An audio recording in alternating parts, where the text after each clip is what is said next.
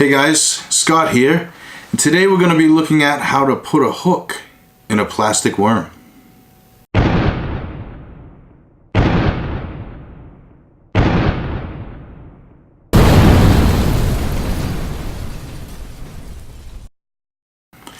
Alright, so there's tons of videos, and I'll get to them myself eventually, on different rigs to use for worms and different baits. Today we're going to focus on actually how to put the hook into the worm.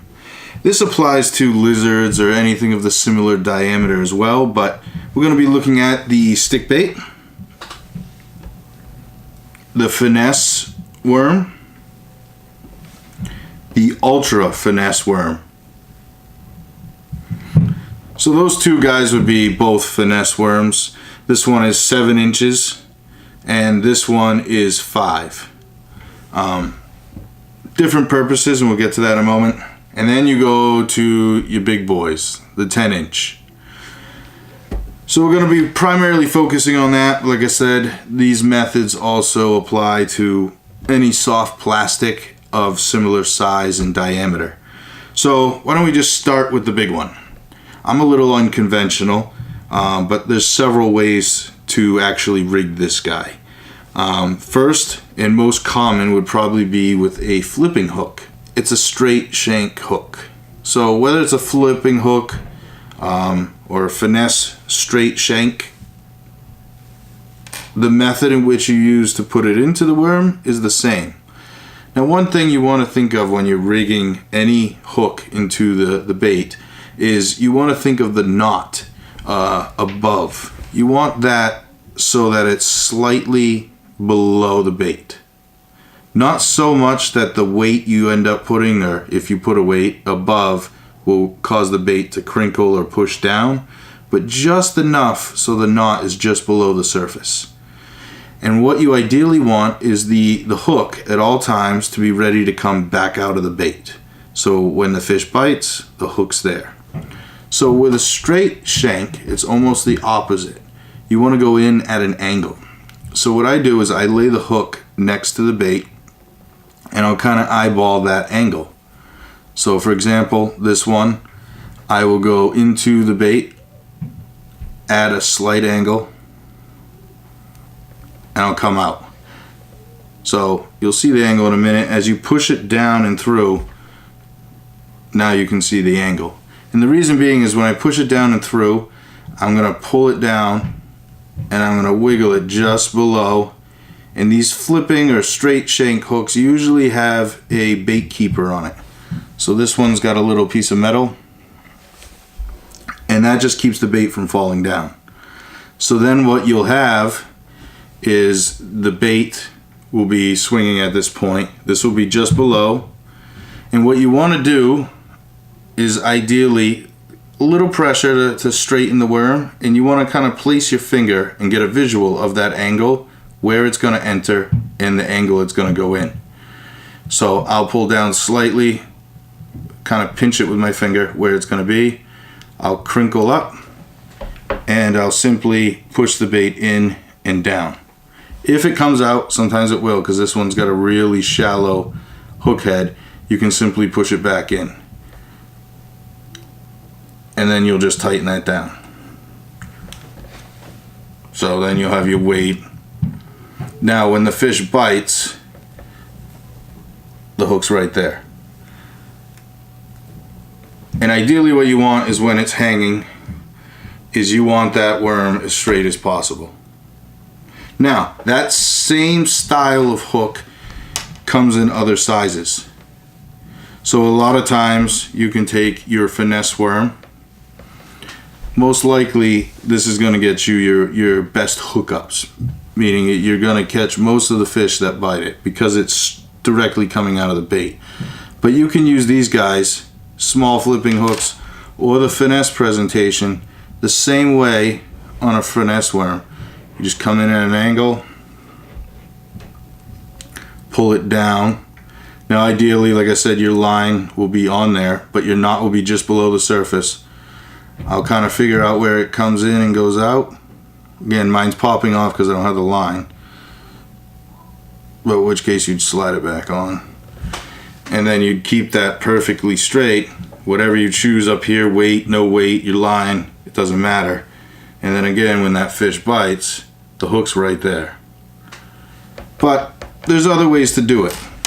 For example, these beefier ones, if you're not using a flipping hook, I'm certainly not going to use a straight shank that's a finesse. So other options. This happens to be a large worm with a lot of action in the tail. This is a ribbon hinge worm from Power Team Lures, and it literally swings. It's got a ball. Makes a lot of action. So sometimes where I'm at, there's little snakes. So I'll use a Swimbait hook with no weight. Sometimes I'll add a weight, sometimes not. It's got a screw lock on the top. That will literally go in the head of the worm. You literally screw it in.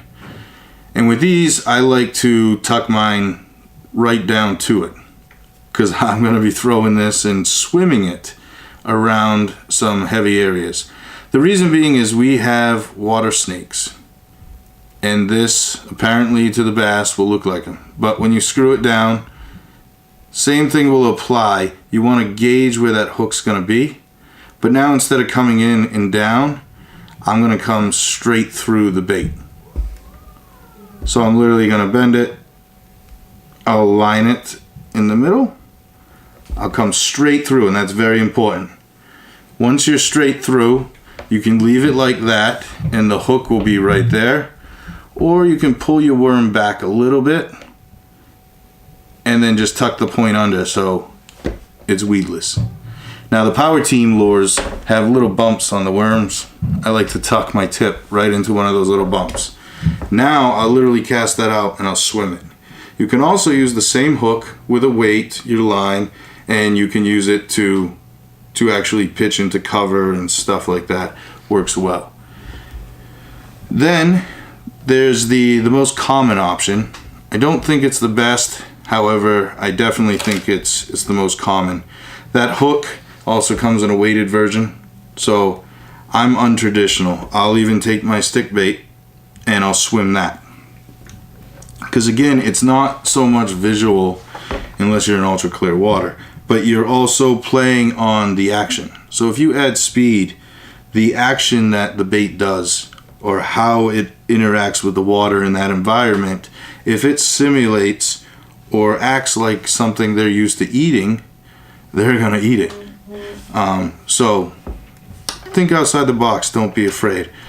But the most common, not the best for a hookup ratio because of the type of hook to the eye of the hook. It's the extra wide gap, hence the wide gap. That's probably the most common. And this one being a curved hook, it's the opposite. You want to go straight in. So you'll line it up in the middle, you'll pull it down straight to the bend. So just to that bend, and then you're going to come straight out the side. You're going to work it through. When you get to that point, and that angle's to help keep the bait on the hook, when you get to that point, you just turn the hook and wiggle it through.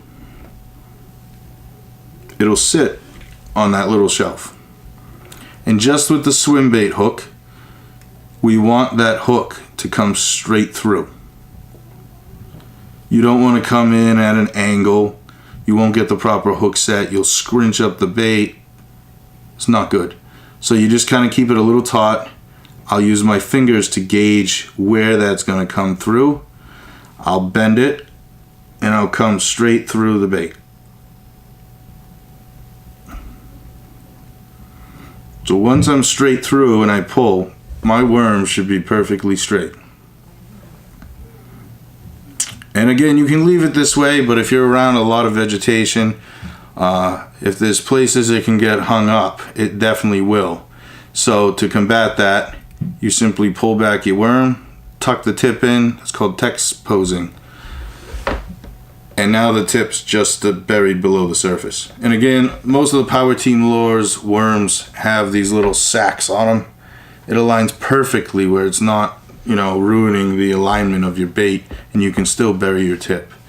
That's the most common.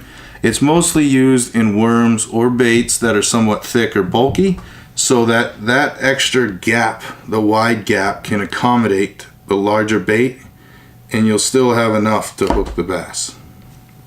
And again, all these hooks, guys, comes in different sizes, so you can use literally any of them on any one of these baits. And I've seen more than enough times where people are rigging that on everything. But there's other purposes and other ways to use these. For example, this is the 6-stick from Power Team Lures. It is a square worm with round rings, and it's neutrally buoyant, meaning once it finds its place in the water, it's going to equal itself with the weight in the middle or wherever it lies within the water.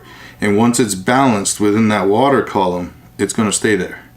If anything, it might sink very, very, very slowly, but it's neutrally buoyant. So these work really well being the square body with the round rings. Moves a lot of water and creates a lot of disturbance if you use them wacky rigged, with a weight or without, with a guard or without. Either way, it's your preference, your location, however you're fishing it. And again, this is the Jack Whacker from Power Team Lures. I like them because they got a really stout hook, and it's impossible to destroy these, and I've never lost a fish. If it bites, I've got it, it's mine. But this ideally is used what they call a wacky rig, and you rig the hook through the bait of your worm, and then it will literally flap down like that. Now these, they give you a diagram with them. You want to go in an angle through the bait the square way, but any stick bait, you just kind of go right through the middle. Usually there's a sack, an egg sac on the worm that you'll go through. And if these you go through in the corner, it's going to fall like a diamond, and that creates a lot of motion, moves a lot of water, definitely attracts the bass. But that's a way to do it. Most commonly found with these stick baits. However, this type of hook, the wacky hook, and again they come weighted with or without the weed guard, doesn't matter, but it's designed and primarily used with the stick baits. However, you can use it with a finesse worm. These finesse worms still have a center part like a sack, and with Power Teams, this is their 7-inch tickler. They got a flat bottom, moves a lot of water, but also slows the bait down even more.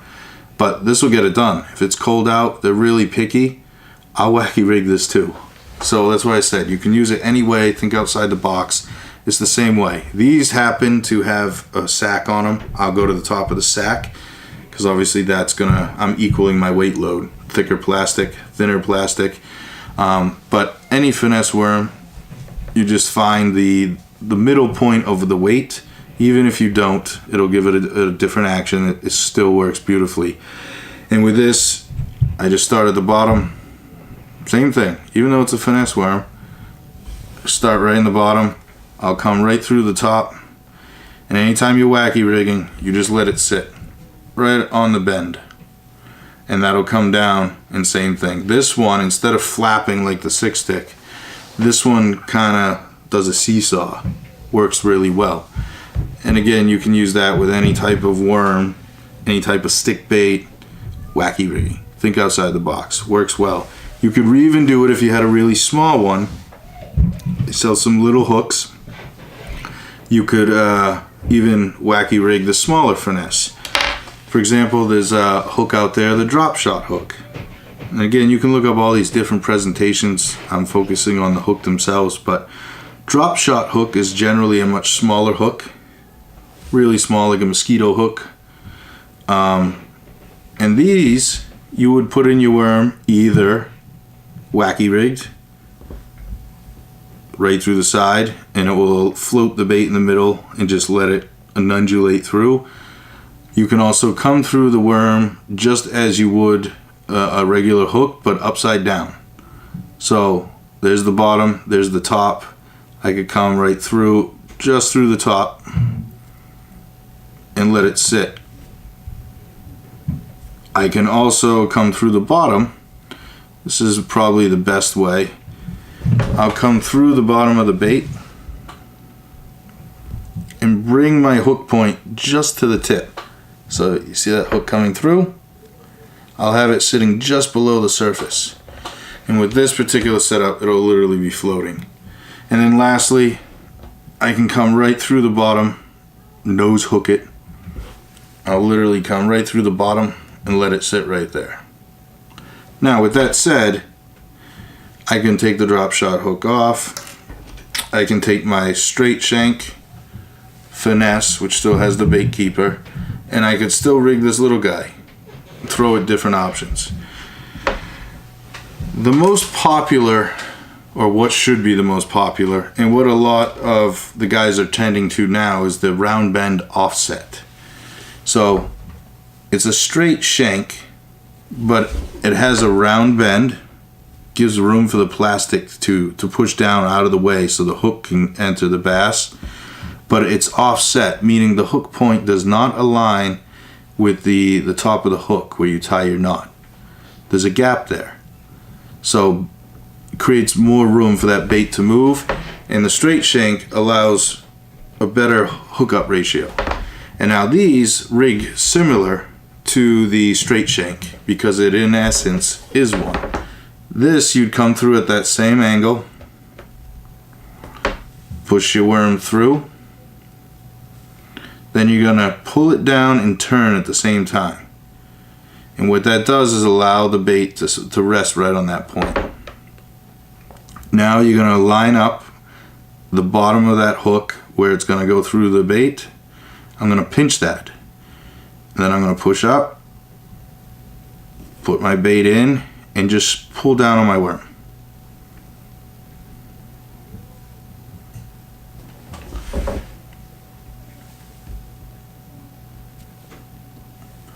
So now if you add a weight, weightless, whatever it may be, your line's coming out, that's either going to shimmy down, or if you have a weight, it's going to go down, allow that tail to float up.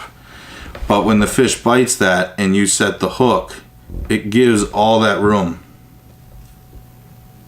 But it's already at the angle to come out of the bait. So you've already rigged it where that hook's just below the surface, and it's at the proper angle to come right out and say hello to your little friend. And again, these can be used on lizards, they can be used on creature baits. Just an overview on some of the different hooks, more commonly the ones I use or that I believe are to be used, and how to actually put them into your soft plastics. Alright, so that about wraps that up. I hope this video helped you out, gave you some tips and tricks on how to use different hooks into your soft plastics, your worms. Otherwise than that, we'll catch you on the next one. Thank you for watching. If you liked the video, give it a thumbs up. Make sure you subscribe if you haven't. That does it. We'll see you on the next one.